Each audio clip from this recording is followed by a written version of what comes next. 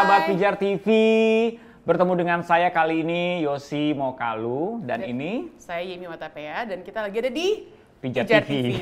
Pastinya karena sahabat Kita Pijar sedang ada di Pijar TV menemani sahabat Pijar TV di mana saja sahabat Pijar TV berada. Nah, di acara ini kenapa saya megang papan seperti ini ya? Kita karena ngapain nggak? Tulisan Google-nya segala macam karena ada hubungannya. Jadi gini Mima, ini adalah pertanyaan-pertanyaan yang sudah dikumpulkan oleh tim kreatif yang berasal dari sahabat Pijar TV. Yes. Pertanyaan-pertanyaan unik dan lucu dan bagaimana versinya Yosi dan Mima menjawabnya. Ya, jadi hari ini kita akan menjawabnya ya Kak. Langsung aja pertanyaan pertama, aku yang buka ya. Sini nih. Oh oke. Ditanya 1, 2. Wow. Anaknya memuaskan bukanya. Apa single terbaru dari Project Pop? Salah. Bukan ya. Saya mau promo tadinya. Oke, sekalian ya. Kalau Tuhan sayang kok kita masih hidup susah. Ayo loh Kayosi. Kalau Tuhan pinter ya. Langsung dia yang baca terus disuruh Kayosi gimana? Kalau Tuhan sayang kenapa kita masih hidup susah? Kok kita masih hidup susah? Nah sebenarnya gini, ada tuh kalau nggak salah firman Tuhan yang mengatakan kalau ayah sayang sama anaknya makanya dia akan disesahnya. Sebenarnya you have to see, ini menurut Kak Yosi ya. Kak iya, Kak aja biar. Om aja lah ya. Lebih tua dong. Menurut saya sebenarnya kita harus bisa melihat prosesnya Tuhan itu dengan kacamata yang berbeda dengan hidup susah. Susahnya Tuhan itu sementara kok. Karena dia selalu bekerja dalam segala sesuatu untuk mendatangkan kebaikan. Jadi susahnya kita, 1 ada tujuannya, 2 ujungnya kebaikan. Lalu Tuhan juga pernah berfirman bahwa segala sesuatu itu tidak melampaui kemampuan kita. Jadi kita pun sudah diukur sedemikian rupa supaya kita mampu melewatinya, melaluinya. Masalahnya begini, kenapa? Tapi saya kok kayaknya susah terus ya. Mungkin itu adalah evaluasi yang perlu kita tanyakan sama kita ketika kita menilai segala sesuatu itu tidak tepat. Itu yang membuat kita masih tidak beranjak dari musim itu. Masih di situ aja. Karena mungkin belum lulus belajarnya, kayak bangsa Israel kan 40 tahun tuh muter-muter di padang gurun untuk dapat kerendahan hatinya. Jadi belum lulus mungkin. Jadi di situ terus di padang gurun terus sampai masuk ke tanah perjanjian. So I think ini adalah sebuah jawaban. Mungkin kalau teman-teman menantikan jawaban seperti ini, oh berarti saya harus cari apa yang saya bisa pelajari di masa ini supaya saya bisa keluar dari masa sulit ini. Benar, setuju. Udah dijawab.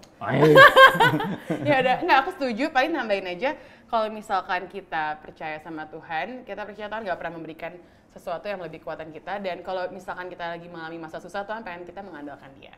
Iya. So terus andalkan Tuhan. Lanjut. Aku cabut ya. 2. Wujud. Waduh. Kalau Tuhan melindungi kok saya dibully. Kalau Tuhan melindungi kok saya dibully. Hampir mirip-mirip ya. Ya, ini yang kamu mesti tahu. Kalau yang dibully itu bukan cuma kamu, banyak orang dibully. Bahkan kita yang belum pernah dibully di kemudian hari juga bisa dibully. Artinya gini, berarti pembuli tersebut nggak bisa dihindari. Ya, kita tidak bisa menjamin apapun yang kita lakukan tidak ada yang komentar atau tidak ada yang mengkritisi atau bahkan tidak ada orang jahat di luar sana yang tidak menjaga perkataannya sehingga itu menyakitkan hati kita. Sakitnya tuh di sini. Terlalu lama ya, Bang. Lagunya udah kadaluarsa. Oke. Anyway, berarti kalau pembuli tersebut tidak bisa kita batasi atau kita hindari, diri kitalah yang kita persiapkan untuk menghadapi komentar-komentar seperti itu. Nah, tips saya satu, mungkin Kak Mima juga nanti bisa menambahkan ya. Tips saya adalah begini. Apa yang dikatakan netizen, warganet, atau teman-teman kamu, apabila itu sesuatu yang jahat, yang tidak menyenangkan hatimu, ingat itu tidak seperti apa yang Tuhan katakan tentang kamu. Karena penciptamulah yang paling tahu siapa kamu sebenarnya. You are worthy, you are His beloved. Kamu dikasihi, kesayangannya Tuhan. Kamu adalah biji matanya, all the lovely things yang Tuhan katakan tentang kamu, that is the right thing. Yes, dan kalau misalnya kamu nanya, kok kalau saya disayang Tuhan, saya dibully, sebenarnya di Alkitab juga dibilang kan bahwa di dunia ini, kita akan mengalami penyiksaan, orang akan judge kita, tapi ingat bahwa Tuhan nggak pernah berhenti menyayangi kita. Jadi jangan kayak mengandalkan kasih manusia, karena manusia bisa aja nyakitin kita, tapi kasih Tuhan itu nggak diukur dengan kelakuan manusia, tapi kasih Tuhan adalah saat Yesus mati di kayu salib. Jadi walaupun kamu dibully, Tuhan tetap sayang sama kamu. Malah justru kalau saya nih, kan Tuhan bilang nih, kalau kita baik sama orang yang baik sama kita, apa bedanya? Tapi ada orang jahat sama gua nih, kamu harus mengampuni dia dan mengasihi dia. Berarti orang-orang yang ngebully kita tuh sebenarnya ngasih kita alasan loh. Oh berarti dia harus gua kasihi, harus gua ampuni. Kenapa kita harus melakukan gitu? Karena justru orang-orang yang mengampuni terlebih dahulu lah yang move on lebih dulu. Setuju. Jadi harus mengampuni yang membuli kamu ya. Ya. Lanjut. Ini udah menjadi hobi baru sepertinya. Kamu menunggu-nunggu untuk membuka itu ya? Iya seru deh, kayak ada kepuasan sendiri. Oke, kalau Tuhan Bapak saya, lalu Bapak saya di rumah siapa? Lah siapa? Kalau saya sendiri nggak kenal ibu kamu, apalagi bapak kamu di rumah. Siapa ya? Mungkin Pak Nurdin. Ini tapi dia nanya serius, kita jawabnya harus serius. Siapa ya Bapak? Kan Tuhan pasti mengirimkan kita di dunia, nggak mungkin tiba-tiba nongol gitu aja kan. Kita dipercayakan walinya Tuhan di dunia, orang tua kita. Jadi Bapak di rumah adalah Bapak di dunia. Tapi itu satu desain sama kita, ya. Karena kalau di Efesus 2 ayat 10 kan kita adalah masterpiece Tuhan yang dipersiapkan dari jauh-jauh hari nih untuk sebuah pekerjaan baik. Jauh-jauh hari itu berbicara soal keturunan. Mungkin ya kalau kita lihat ya bahkan sebelum Tuhan Yesus, jauh sebelumnya 12 keturunan, sebelumnya ada Yakub, 12 keturunannya lagi ada Abraham. Pokoknya ada beberapa silsilah sampai akhirnya ke Tuhan Yesus. Tuhan itu peduli dengan keturunan. Makanya dia bisa menyebut kata masterpiece karena sedemikian detail dan spesialnya kita diciptakan. Itu kerennya Tuhan. Jadi untuk melahirkan seorang Mima, dia sudah memikirkan orang tuanya harus seperti apa. Untuk melahirkan orang tuanya Mima, dia memikirkan lagi orang tuanya Mima harus lahir dari orang tua yang seperti apa. Dan demikianlah seterusnya, right? Yes, benar banget. Kenapa demikian? Kenapa kita harus memiliki sebuah rancangan yang semakin detail dan spesifik? Karena tujuan kita dan panggilan kita juga beda. Ya kan, Mima dipanggil jadi penyanyi misalnya, konten kreator. Kayosi dipanggil sebagai model ya kan, sering misalnya model. Iya benar, terubus ya Kak. Kuku. Jadi kita punya panggilan masing-masing yang punya berbeda. Panggilan masing-masing. Untuk panggilan yang spesifik seperti itu dibutuhkan latar belakang yang spesifik. Termasuk orang tua kita. Bukan pilihan kita, tetap pilihan Tuhan buat kita. Jadi bukan kebetulan kita dilahirkan di keluarga kita, karena ada maksud Tuhan. Kayosi mau coba nyabut? Oke. Dari tadi aku yang nyabut, Kakak penasaran? Aku takut kalau cabut sakit. Ayo. Yes. Aku kurang sukses tutup lagi. Kalau Tuhan Maha Tahu, lalu buat apa kita berdoa lagi? Nah, kenapa kita butuh berdoa? Ayo, Mima dulu jawab. Pertama, menurut aku berdoa tuh bukan cuma untuk ngasih tahu Tuhan, karena emang benar Tuhan udah tahu, tapi berdoa adalah membangun hubungan dengan Tuhan. Karena gimana kita komunikasi dengan Tuhan? Selama ini kan kita kalau punya sahabat, punya teman, nggak mungkin kita nggak ada komunikasi kan? Betul. Pasti salah satu yang membuat kita bisa jadi sahabat karena kita selalu berkomunikasi. Jadi bagi aku, itu model baru ya. Bagi aku doa itu bukan soal kita ngasih tahu ke Tuhan, karena memang Tuhan udah tahu, tapi soal kita berkomunikasi dengan Tuhan supaya kita punya hubungan yang erat dengan Dia.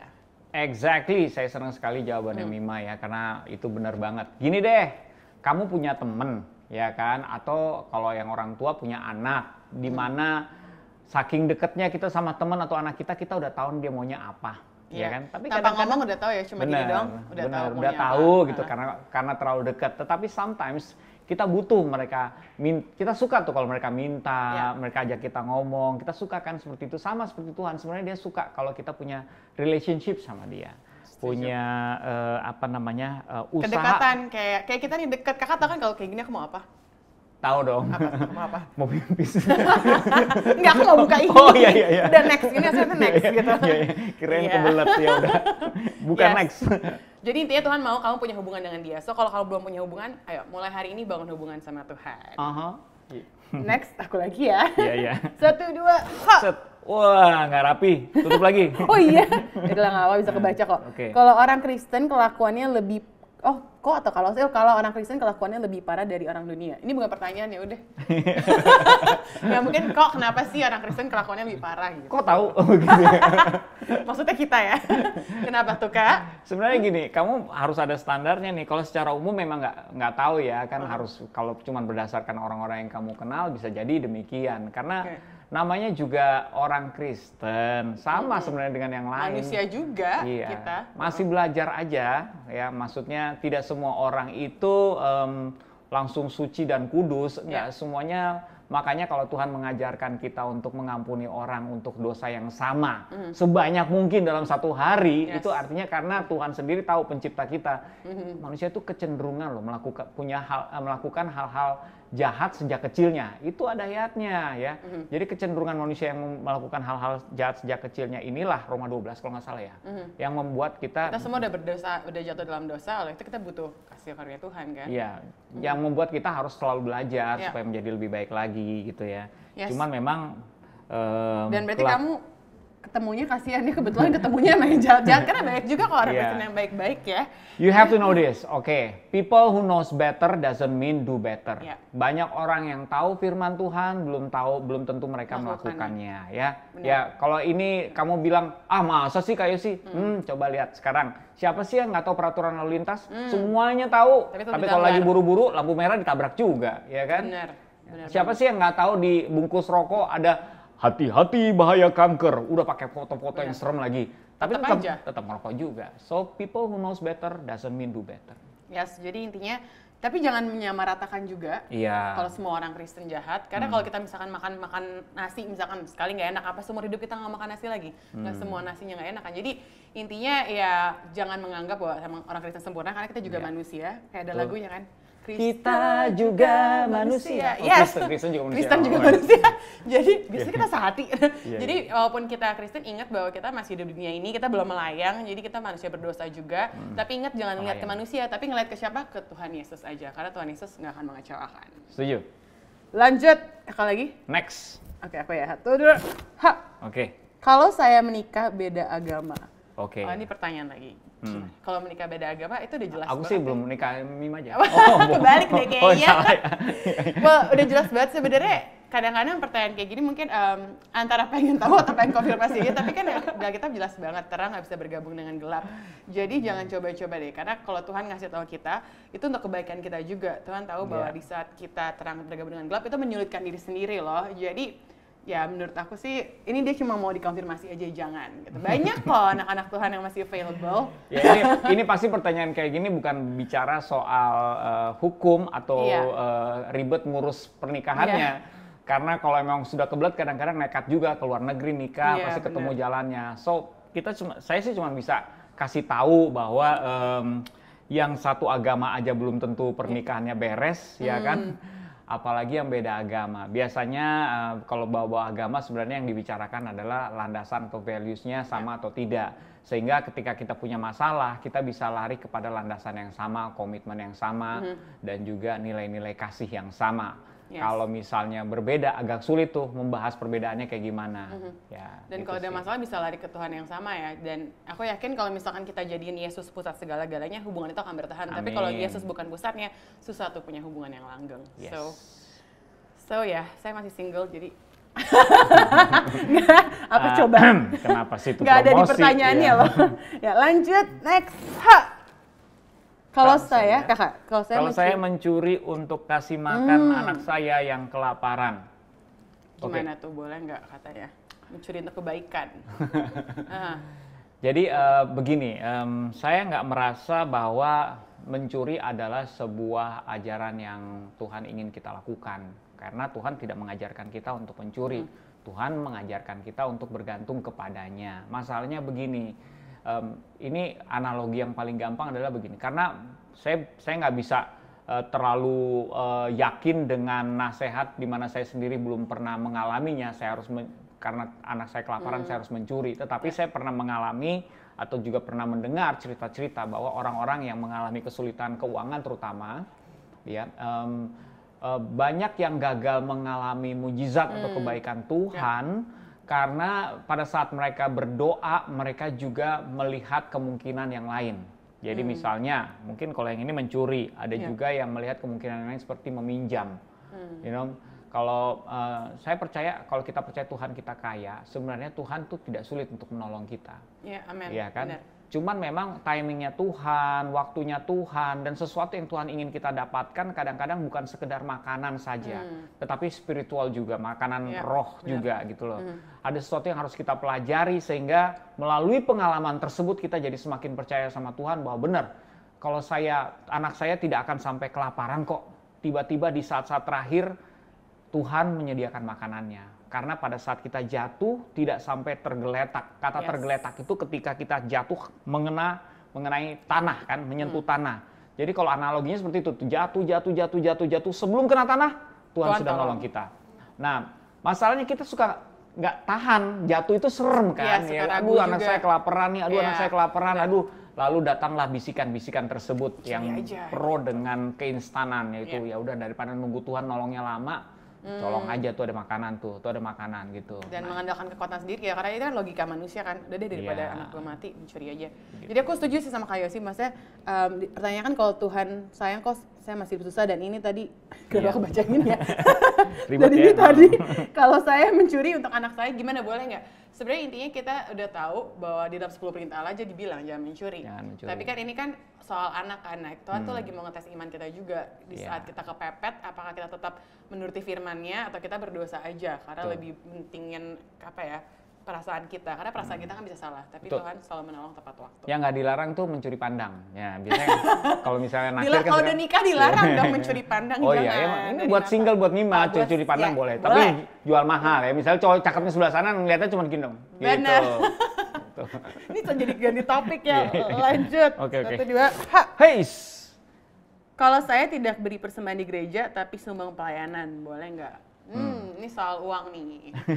Gimana? Kalau soal hitung-hitungan sama uang ini memang saya pribadi, saya cuma bisa memberikan apa yang saya lakukan. Karena saya tidak mau hitung-hitungan sama Tuhan. Iya, ya. benar.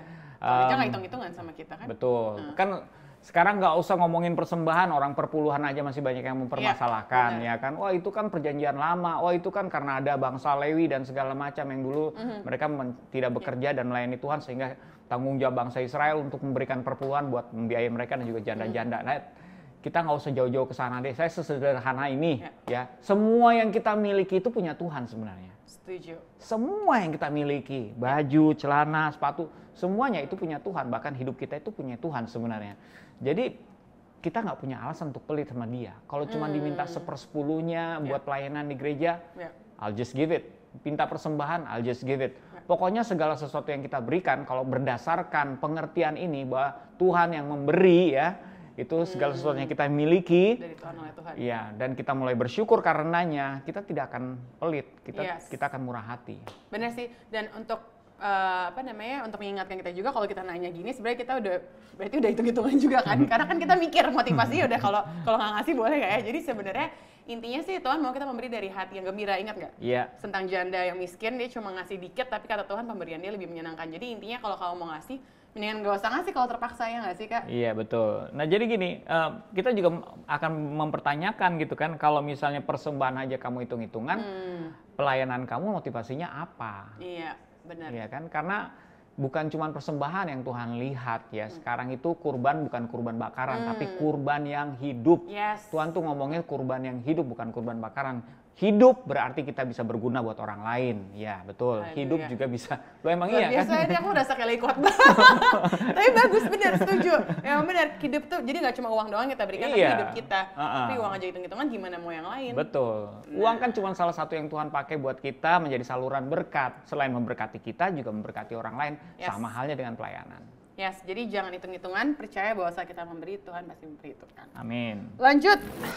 Oh, ada 2 terakhir ya. Oke. Kalau saja dia mencintaiku seperti Yesus. Oh lah, mencintaiku. Pas banget apa yang buka. Oke. Kalau saja dia mencintaiku seperti Yesus mencintaiku. Enak banget nih, nggak akan ada sakit hati di dunia, Kak. Nggak akan ada putus cinta kalau semua orang kayak Yesus. Sayangnya tidak semua orang seperti Yesus. Iya.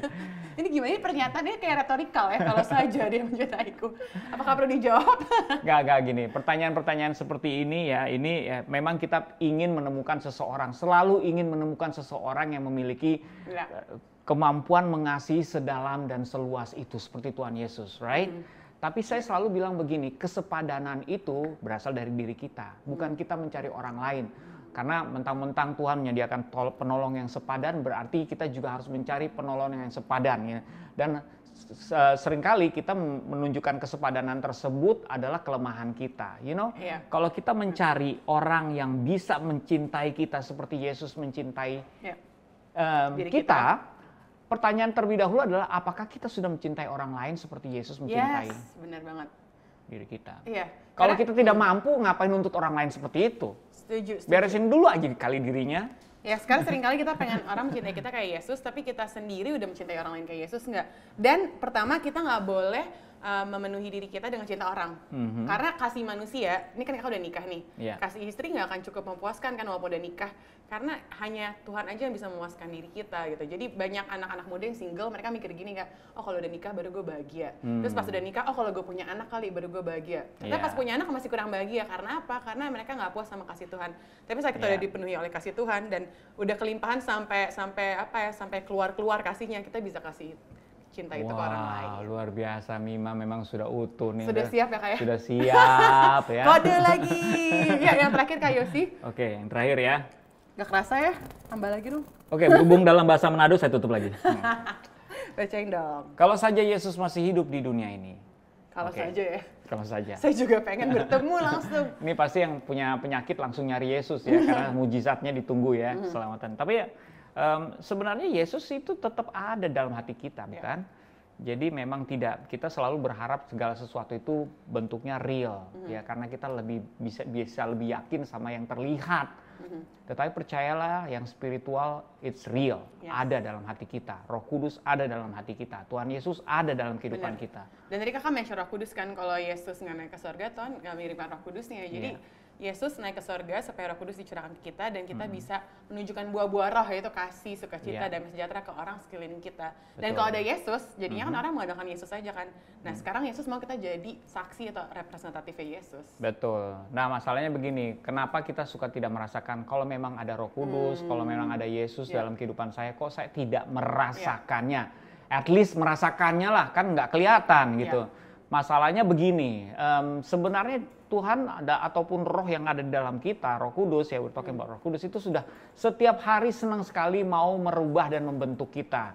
Cuman kadang-kadang kita masih punya cara berpikir yang salah sehingga norma-norma dunia yang kita ikutin, ya. Benar. Banyak keinginan-keinginan daging yang kita ikutin. Roh Kudus kita cuekin. Roh Kudus kita cuekin. Kita bilang kan roh itu penurut tapi daging lemah. Betul. Kalau kita melatih diri kita untuk semakin mendengarkan the Spirit, saya percaya kepekaan kita juga akan bertambah, meningkat. Setuju. Sehingga sangat mudah nanti di situasi-situasi tertentu kita decided untuk do one thing because of the, kita Holy Spirit. Orang suka mikirnya itu intuisi, padahal bukan. It's the Holy Spirit talking straight to you. Memimpin kita. Dan aku suka banget, ya kan juga salah satu moto hidup kakak kan, dipimpin oleh Roh Kudus. Karena kadang-kadang kita dipimpin oleh perasaan, oleh emosi, dan emosi dan perasaan bisa berubah-berubah. Tapi saat kita punya Roh Kudus yang dikirimkan oleh Yesus sendiri, kita bisa membuat keputusan yang tepat. Jadi Yesus naik ke surga biar kita punya Roh Kudus. Oke, itu aku dia. Lempar ini deh. Kita sudah menjawab semua sebentar. Gitu.